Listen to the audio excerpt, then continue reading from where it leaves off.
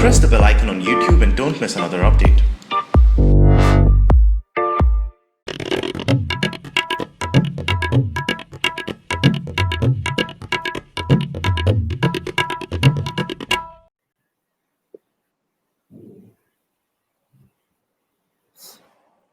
Namaste. We welcome you to this edition of the weekly dialogues under Jaipur Dialogues. And today we have Abhas Maldayar with us. You know him very well. Namaskar. Namaskar, Abhas. How are you? I'm doing good. How are you? All good, all good. So, Bhagwan Ram has migrated to Nepal or he's migrated from Nepal? What has happened? We just heard that something's happened.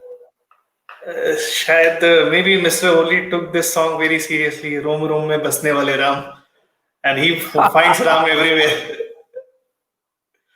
That does seem to be the case because I also have just before logging in for this particular broadcast, I saw a statement by Azam Khan.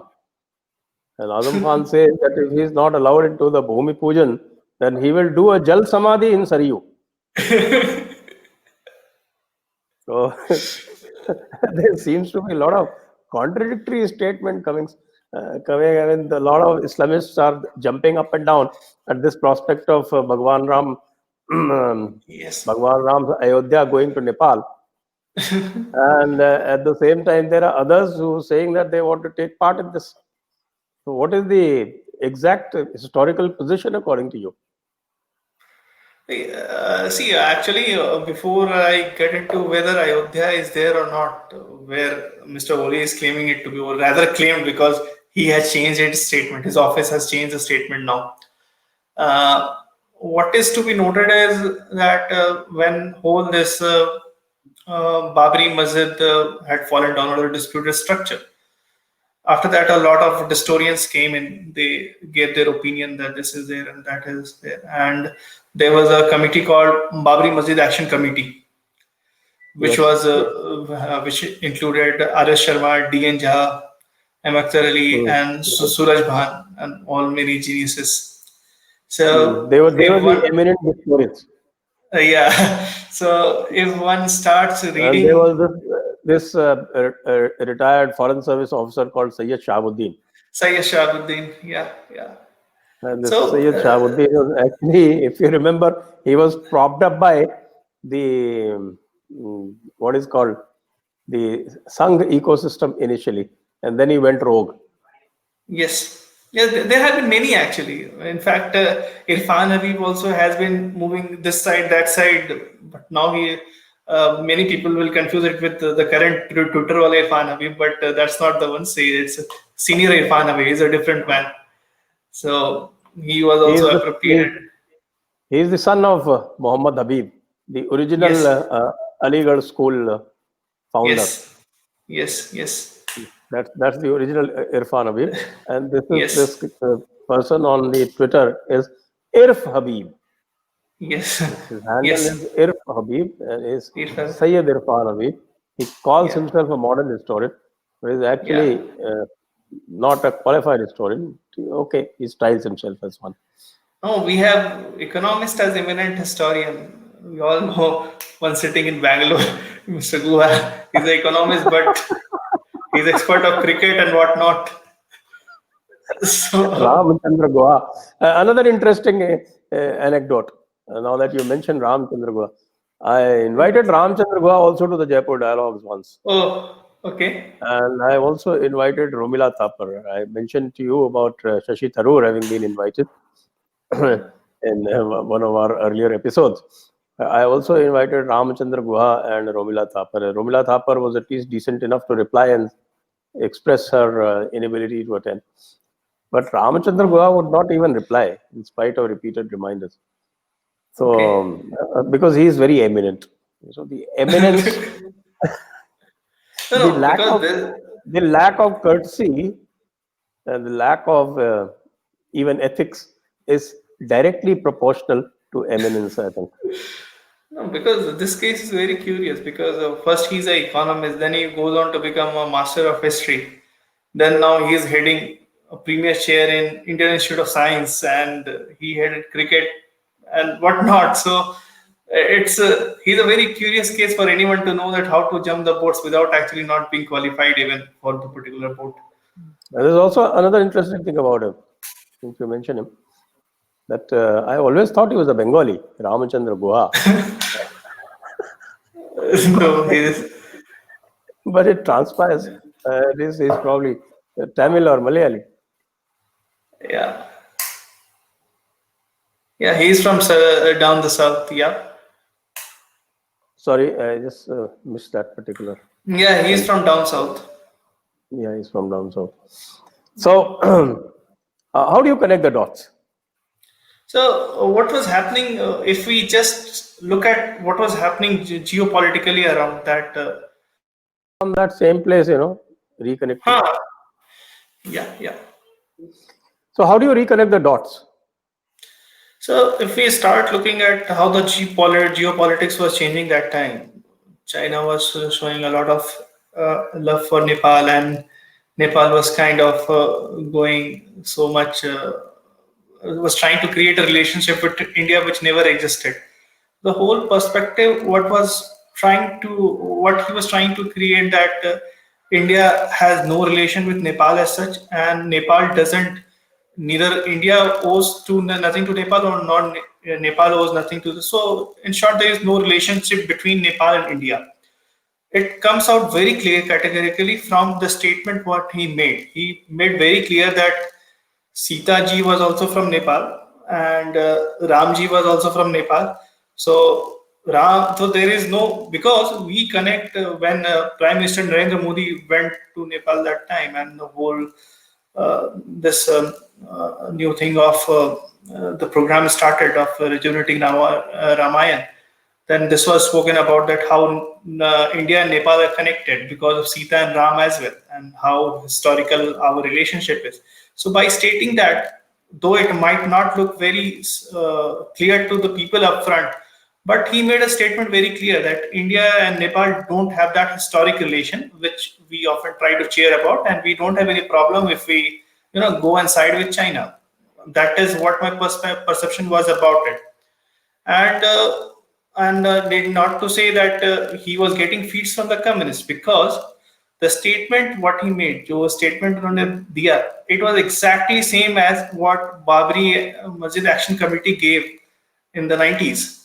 तो कहाँ से उनके पास ये feed आ रहा था? तो ये communist क्या करते हैं, वो डेटा जो उनका रहता है वो कभी भी किसी भी रूप में यूज कर सकते हैं. कभी भी भगत सिंह को कम्युनिस्ट बना सकते हैं, कभी भी राम को नेपाली बना सकते हैं पर कन्वीनियंस. और अगर हम बाबरी एक्शन कमेटी के थोड़ा और उसके पर्सपेक्टिव में और भी जो क्लेम किए गए थे वो काफी बिजार थे. जैसे एक मिस्टर एम बी रत्नम, उन्होंने बताया कि he is no one other than king Ramesses II, the pharaoh of ancient Egypt. तो एक 92 में एक बुक आई थी, ancient geography of Ayodhya, Shyam Narayan Pandey. उन्होंने कहा था कि Ram was born in Herat in Afghanistan. Yes. They even found a Saryu there, I think. Yes.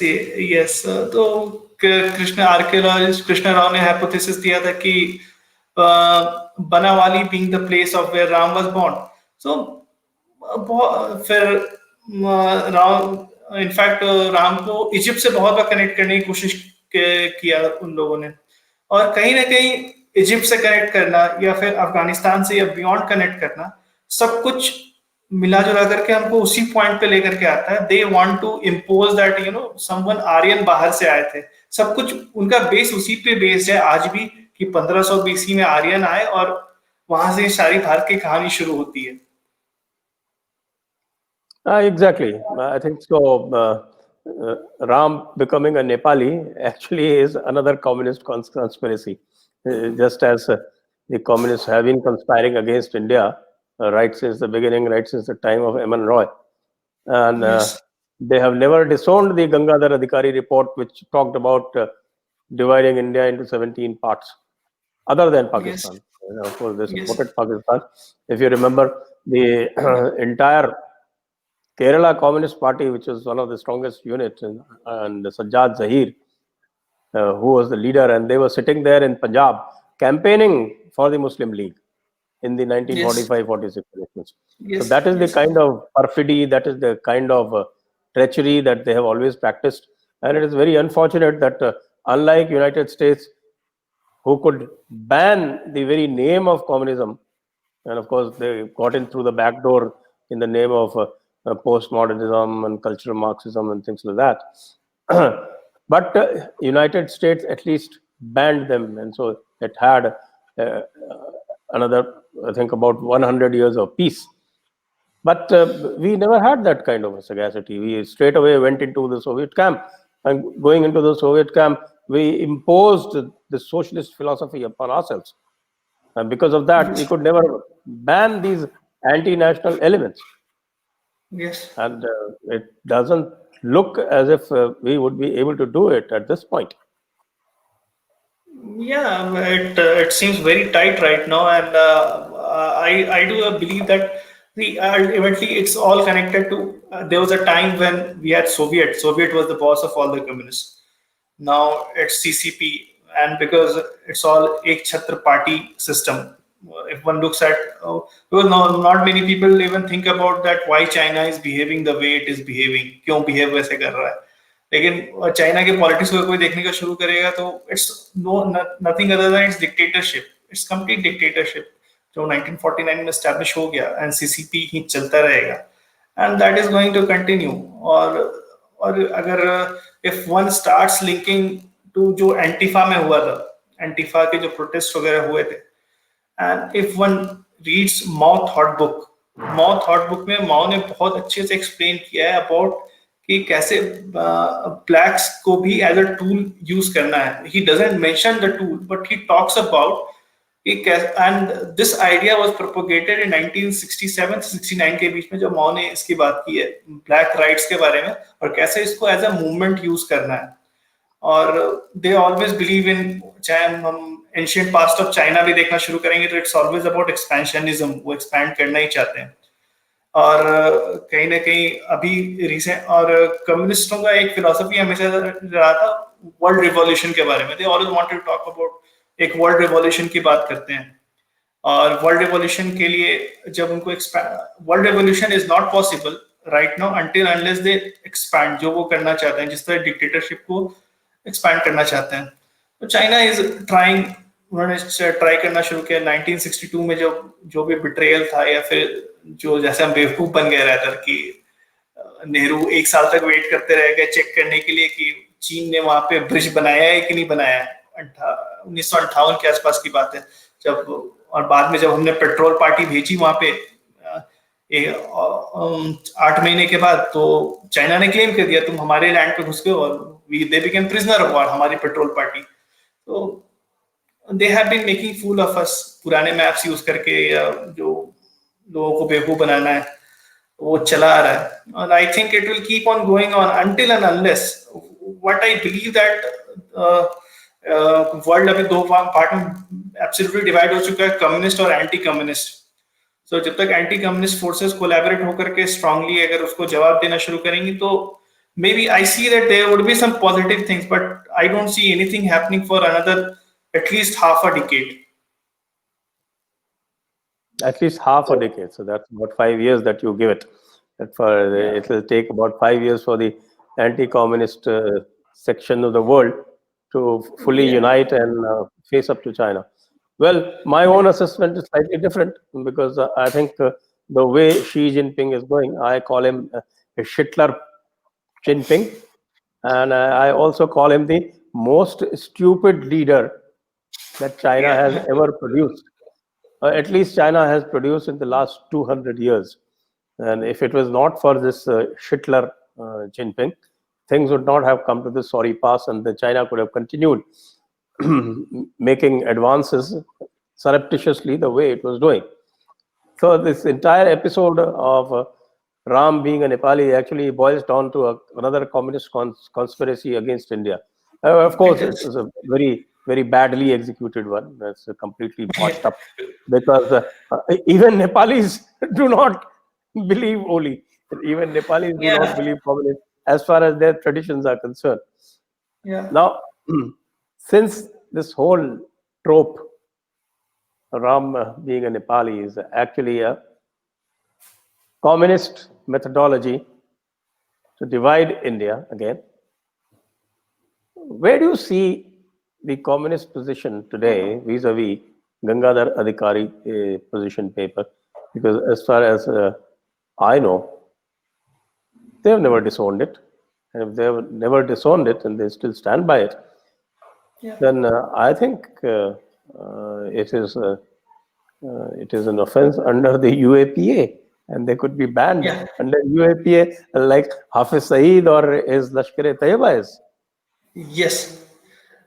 See, what really becomes it's actually interesting is that they know very well, the communists know very well that what to say at what time and whom to speak to what or to. They are very particular about what they are speaking where. Like they told, never disown the Gangadhar Adhikari position paper, all the whole of this is what was written. But at the same time, whenever you will see them talking publicly, they will not even talk about it. And that's where I see that. I always say that we lagged in one discourse from our side, that we have not hit them where they need to be hit in the right way. Because when they talk about 370, we need to talk about B.R. Ambedkar. When they talk about CAA, we need to talk about B.R. Ambedkar's position on the things. And if they bring in Savarkar, before defending Savarkar, we should ask them what happened. Why Dange had written a simply unconditional apology. So though Savarkar had many things more in the letter, that he wanted other people also to be taken off from the prison, and he was very compassionate about the people around there, and he in fact wanted that it's okay. Not just that. Yeah. Clemency, it wasn't an apology.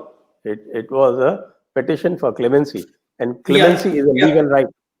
Yeah, clemency is a legal right, and if I just pick one of the letter of Savarkar, written in October 1913 or 14, and that he talks about voluntary service to the British. And if I go same time in 1915, Mahatma Gandhi says that people of Gujarat villages should support British because they are running through the bad time. Almost the same lines can be found in the two petitions. So the point is that we have not hit the wrongdoers the place where we need to.